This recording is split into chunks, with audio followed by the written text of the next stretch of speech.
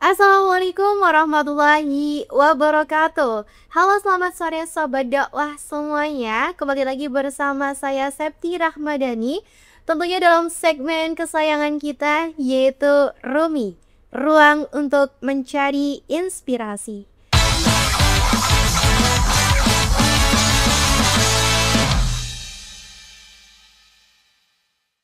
Untuk kesempatan sore hari ini kita mempunyai tema yang sangat luar biasa, yaitu menjadi perempuan antara harapan, luka, dan pemulihan. Mungkin sobat dakwah semuanya akhir-akhir ini merasa lelah, tapi tidak tahu mau cerita ke siapa. Di luar kita terasa kuat, tapi di dalamnya terdapat suara-suara kecil yang mungkin kehilangan arah.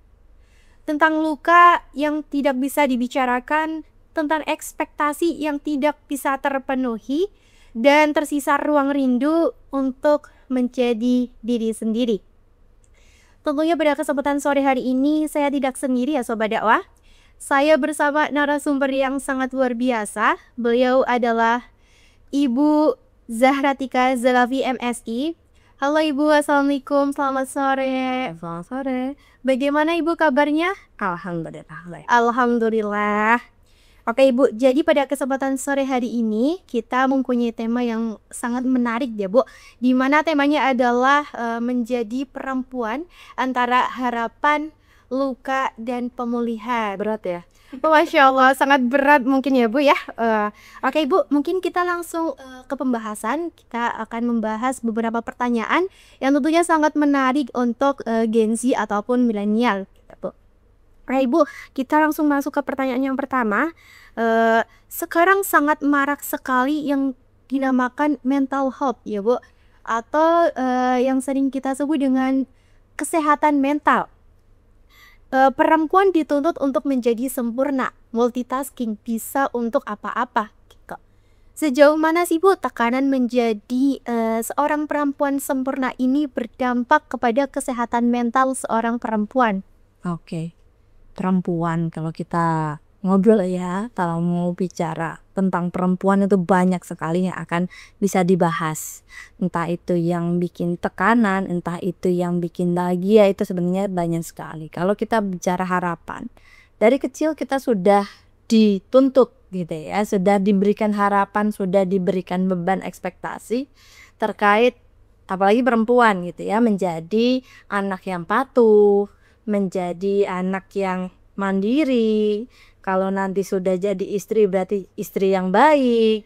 Kalau nanti jadi ibu, ibu yang baik, begitu kan? Peran perempuan itu sangat berevolusi. Dia jadi anak, menjadi nanti pekerja, atau dia menjadi ibu rumah tangga, lalu dia menjadi nenek dan lain sebagainya, itu berevolusi. Nah, tekanan-tekanan itu biasanya walaupun common sense gitu ya, sudah banyak sekali atau hampir semua mendapatkan tekanan yang sama, ada yang masuk ke alam bawah sadar. Biasanya ada yang begitu, menjadi anak yang baik, anak yang manut, anak yang penurut gitu ya, padahal dianya pengen dihargai juga, pengen dia dicintai juga, bukan bagaimana fisiknya, bukan bagaimana gendernya gitu ya, tetapi bagaimana dirinya. Tadi seperti yang dikatakan Mbak Septi bahwa rindu menjadi diri sendiri begitu ya. Nah itu bisa muncul dari ekspektasi-ekspektasi tersebut. Ketika ekspektasi tidak terrealisasi, tidak tidak nyata begitu ya, itu akan bisa menjadi beban bagi seseorang, entah itu perempuan atau enggak deh gitu ya. Perempuan atau laki-laki sama saja sebenarnya, ada harapan-harapan yang ditanamkan dari kecil bahkan sampai ke dewasa. Kita akan melalui satu fase tanpa ditanya tuh nggak mungkin ya. Kalau SD misalnya, kapan ujian, kapan lulus, kapan naik kelas, kenapa nggak ranking 1 dan lain sebagainya. Begitu masuk ke kuliah, kapan lulusnya, sudah punya pacar belum, kapan wisuda dan lain sebagainya. Begitu menikah, banyak lagi pertanyaan-pertanyaan yang kadang bisa dijawab dengan gampang, tetapi bagi sebagian orang mungkin itu adalah luka yang tidak bisa dipenuhi dari masa kecilnya. Masih ada ekspektasi itu, bayangan-bayangan itu masih ada. Nah, itu yang biasanya akan bisa terpengaruh ke kesehatan mental. Mental itu kan apa yang ada di dalam diri kita. Sehat atau tidaknya itu tercermin dari fisik kita bisa. Gitu. Jadi kesehatan mental itu bagaimana kita bisa berpikir secara sehat gitu ya. Tidak ada yang buat trauma, tidak ada yang bikin kita menghalangi kita untuk melakukan sesuatu gitu. Mungkin ke situ Mbak. Oke, baik Ibu. Jadi kesehatan mental ini is number one ya Bu? Yes. Betul. Jadi kalau misal mental kita sakit, fisik juga ikut sakit nggak sih Bu? Bisa. Itu sangat berpengaruh. Bahkan ada beberapa penyakit yang awalnya itu dari mental terlebih dahulu. Jadi di sakit fisik, misalnya sakit kepala aja, kita ke dokter sudah periksa segala macam, ternyata nggak ada masalah sama kepalanya. Ternyata itu awalnya dari stres, bisa dari justru nanti bisa berakumulasi menjadi depresi dan lain sebagainya. Itu dari situ. Oke, bagi Bu, ternyata ini menyambung pertanyaannya dengan nomor 2, ada pertanyaan tentang masa kecil yang berpengaruh terhadap kesehatan mental. Jadi mengapa banyak perempuan yang merasa dirinya tuh tidak cukup sih Bu? Banyak perempuan itu yang insecure. Apakah dari masa kecil tersebut bisa mengakibatkan kita itu merasa insecure sampai dewasa? Oke. Insekuritas, rasa tidak aman, rasa tidak cukup tadi ya. Kadang muncul bisa dari justru orang-orang terdekat. Karena misalnya dari kecil sudah punya ekspektasi, oh kamu jadi anak yang penurut ya. Tapi ternyata ada satu episode hidup kita di mana kita menjadi tidak penurut. Suruh makan nggak mau, suruh les nggak mau misalnya gitu ya. Suruh melakukan sesuatu tapi kita nggak mau, tidak sesuai dengan keinginan kita. Sehingga kita dicap sebagai anak yang tidak nurut, anak pembangkang lah, anak durhaka dan lain sebagainya. Nah, mungkin label-label itu selalu melekat sampai kita dewasa. Itu yang bikin kita merasa nggak cukup. Karena untuk merasa cukup kita harus melakukan sesuatu. Ada yang namanya afirmasi tapi tidak bersyarat ya. Unconditional affirmation, unconditional love gitu ya. Tidak bersyarat. Nah, biasanya yang terjadi sejauh ini banyak syaratnya. Jadi kalau kamu mau dicintai, kamu harus juara 1 dulu. Kalau kamu mau dicintai, kamu harus naik kelas dulu. Kalau kamu mau dicintai, harus juara 1 lomba ini dulu misalnya. Nah, itu terus-menerus tercermin gitu ya. Terus-menerus terpatri di memori si anak tersebut sampai dia dewasa, dia merasa nggak cukup karena belum melakukan sesuatu. Padahal dengan kita bisa survive, dengan kita bisa terus berjalan gitu ya, dengan kita bisa terus melakukan sesuatu yang mungkin kita sukai, itu adalah suatu unconditional love dari diri kita sendiri.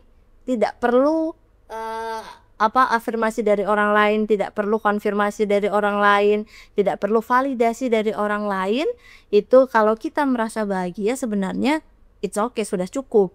Tapi banyak yang untuk menjadi bahagia mereka harus divalidasi orang lain terlebih dahulu. Makanya di sosmed itu banyak yang ditunjukkan adalah yang wow, yang ditunjukkan adalah sesuatu yang bahagia, sesuatu yang sempurna. Padahal di balik itu ternyata dia terseok-seok, mau liburan harus ngutang-ngutang dulu. Kan orang nggak tahu yang di belakang sosmed itu. Nah, kenapa dia harus memunculkan yang perfeksionis, yang sempurna itu? Karena dia merasa harus sempurna nih agar aku divalidasi orang lain, agar orang lain tahu aku bahagia, agar orang lain bisa merasakan bahwa aku ini sempurna begitu. Jadi ketika kita merasa tidak cukup, itu biasanya ada label-label yang masih menempel. Dari kecil bisa, atau dari orang-orang sekitar kita justru.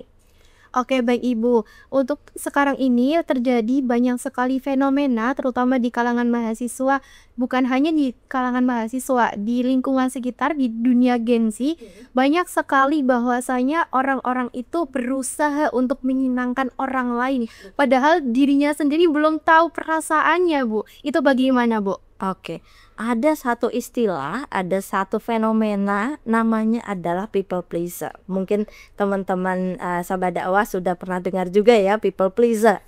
Jadi menyenangkan orang terlebih dahulu. Jadi dalam istilah lain juga ada yang bilang yes man. Sama orang lain kalau diajak kemana, diajak ngapain, dia selalu oke. Dia selalu mengiyakan, walaupun dirinya capek, walaupun dirinya tidak mampu, dia mengiyakan karena nggak enak sama orang itu. Entah itu orang itu teman dekatnya, entah itu orang itu berkontribusi sama hidupnya gitu ya. Jadi orang-orang people pleaser atau yes man ini, mereka mendahulukan kepentingan orang lain dibandingkan kepentingan dirinya sendiri. Nah ini kan yang menjadi titik balik mental health tadi. Dia tidak sehat tuh secara mental. Dia sudah burn out, dia sudah capek, dia sudah nggak bisa ngapa-ngapain, dia nggak mampu. Tapi aku nggak enak kalau nggak diiyain. Aku nggak enak kalau diajakin nggak mau. Dia udah begini. Padahal tidak bisa itu memvalidasi, mengiyakannya. Ya, kalau kita nggak mampu, kita sudah capek, ya sudah berarti harus beristirahat gitu kan. Nah people pleaser ini juga begitu. Jadi itu adalah fenomena yang dimana orang itu mau menyenangkan orang lain aja. Orang lain lebih senangnya dia melakukan apa, dia melakukan yang negatif tapi responnya baik, maka dia akan melakukan itu terus menerus. Jadi dia berperilaku itu sesuai dengan respon dari orang-orang yang ada di sekitarnya. Makanya tren-tren negatif yang ada di sosial media, entah itu Instagram, TikTok dan lain sebagainya, itu mungkin banyak juga yang negatif. Kenapa? Karena orang-orang merespon dengan baik, merespon dengan antusias justru hal-hal yang negatif tersebut. Tapi kan nggak boleh ya harusnya ya. Makanya itu people pleaser kadang merasa tertekan, justru dia bisa tadi bermanifestasinya ke fisik secara tidak langsung dalam jangka waktu yang mungkin cukup lama gitu. Oke Bu, jadi saya teringat suatu kalimat, jadi nggak enakan itu nggak enak, betul sekali Bu. Jadi nggak enakan itu nggak enak dalam suatu relationship nanti akan menimbulkan yang namanya toxic relationship, dimana orang-orang ini mau saja melakukan apa yang dimau orang lain, mengiyakan seperti yang tadi Ibu jelaskan. Bagaimana sih Bu cara untuk menjauhi, menghindari toxic relationship tersebut? Karena kan keluar dari zona tersebut itu menurut saya sangat susah Ibu. Mohon tips and triknya Ibu. Oke, toxic ya. Toxic kan kalau kita bisa artikan itu adalah racun. Racun. Betul. Secara naluriah gitu ya, sebagai manusia itu kan biasanya mau yang manfaatnya banyak tapi ruginya sedikit. Betul sekali. Nah kenapa ketika kita menghadapi toxic relationship itu kita justru setia pada relationship tersebut, hubungan itu gitu ya. Nah itu kan berarti tidak secara naluriah, mungkin dia terlalu cinta, banyak yang bilang gitu ya. Karena cinta tertutupi semua kejelek-kejelekannya, padahal sudah ada red flag gitu kan kalau istilahnya Gen Z, red flag, tapi tetap jalan aja, nggak bisa dia keluar dari situ. Kenapa? Biasanya orang-orang yang ada di toxic relationship mereka menemukan kenyamanan, entah itu kenyamanannya biasanya yang masuk ke dalam toxic relationship dia juga punya background yang bisa kita anggap toksik begitu, entah itu dari orang tuanya, entah itu dari keluarganya. Makanya dia ketika mendapatkan pasangan ataupun teman gitu ya, toxic relationship kan nggak cuma pasangan aja ya. Betul Ibu. Mendapatkan teman yang toksik atau mereka toksik itu kan beracun, berarti nggak sehat buat diri kita sendiri gitu kan. Mereka biasanya karena di belakangnya atau latar belakangnya itu tidak mendapatkan cinta yang cukup.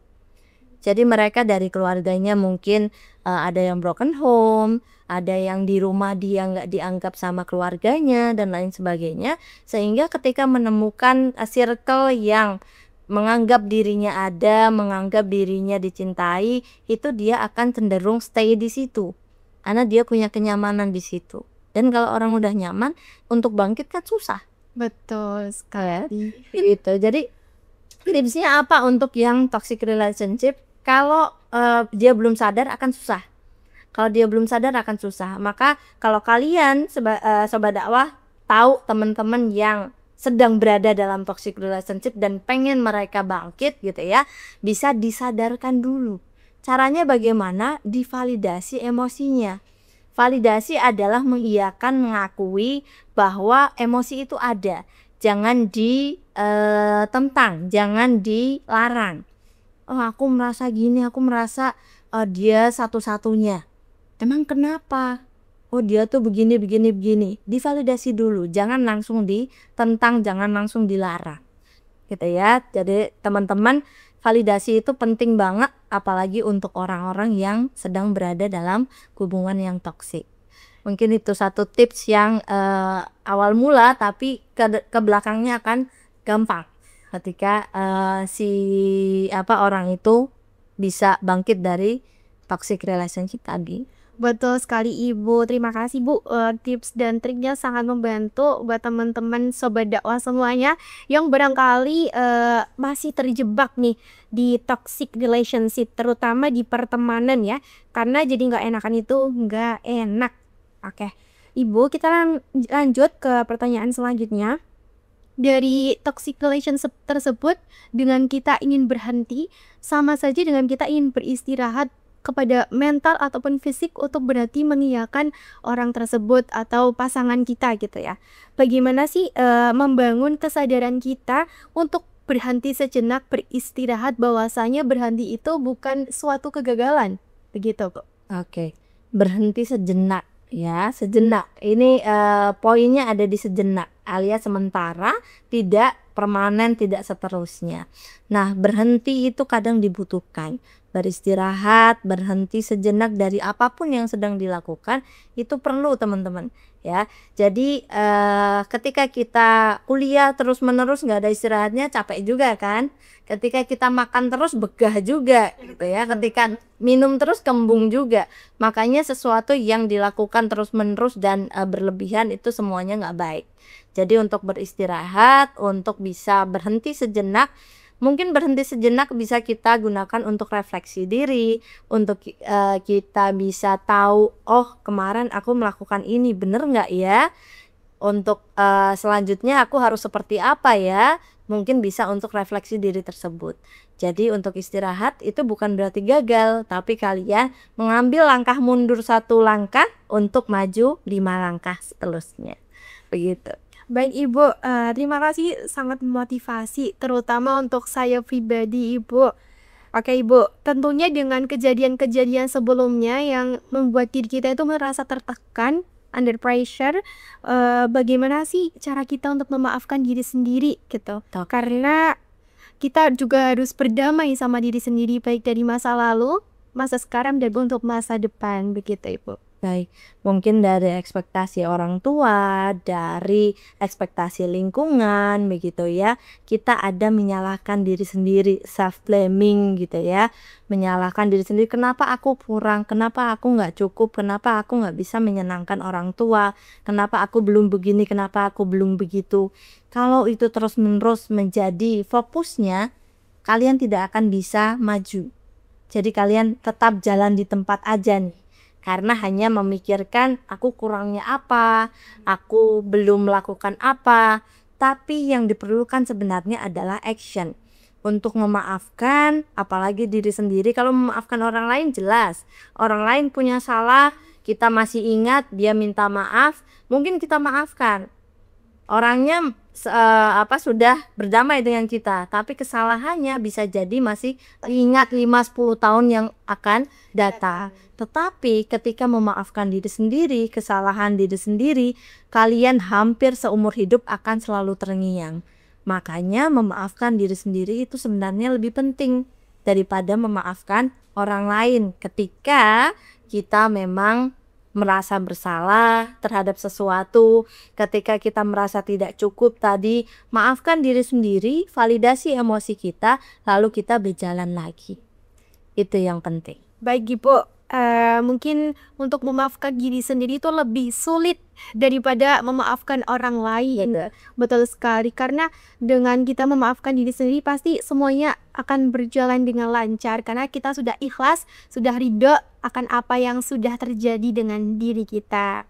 Baik Ibu, banyak sekali pengalaman yang dapat saya terima khususnya dan sobat dakwah di rumah. Terima kasih sudah memberikan banyak sekali pengalaman. Semoga kita dapat berjumpa lagi di lain kesempatan. Baik, kita punya luka, tapi kita juga berhak untuk pulih. Saya Septi Rahmadani, host pada sore hari ini. Mohon pamit undur diri dari wassalamualaikum warahmatullahi wabarakatuh.